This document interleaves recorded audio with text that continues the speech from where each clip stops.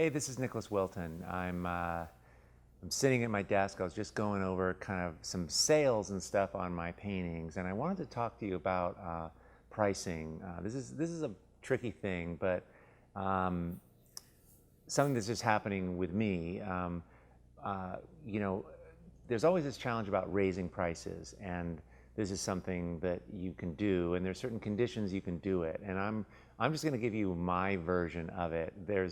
I'm not an authority on this. This is just from my experience. So I just want to, but it might start some interesting conversations. Certainly, money is always a topic that people want to talk about.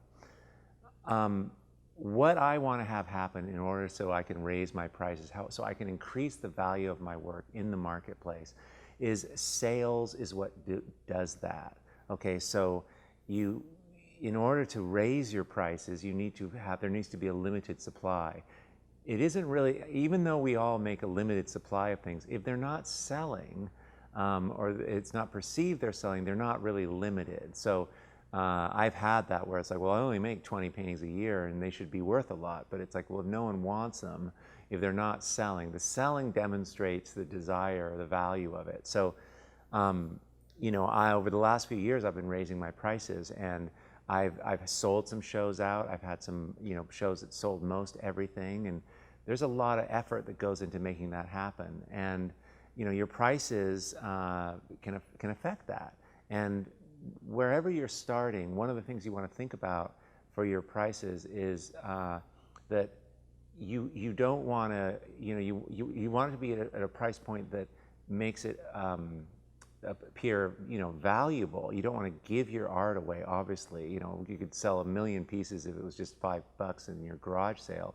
But you have to look at the current market and kind of fit your work in there based on your experience. Look at galleries, look at people that are in similar places in their career to kind of get a sense of it. When you have a show and you sell your work and you sell a lot of it, that's a fantastic condition. And then when the next show comes, you can raise your prices because then there's a history there that your painting sold last time and you better get them now. And there's this whole scarcity thing that happens, which is real, like that's a real thing. So what's happened to me is I've been doing that the last few years and raising my prices. And I guess the last time we did quite a significant jump. It was on one size of paintings. And actually, we think it was a little too much, because what happens if the 60 by 60s are $3,000 more, then everything else is per square inch is kind of scaled up like that. And it just it slowed my sales down.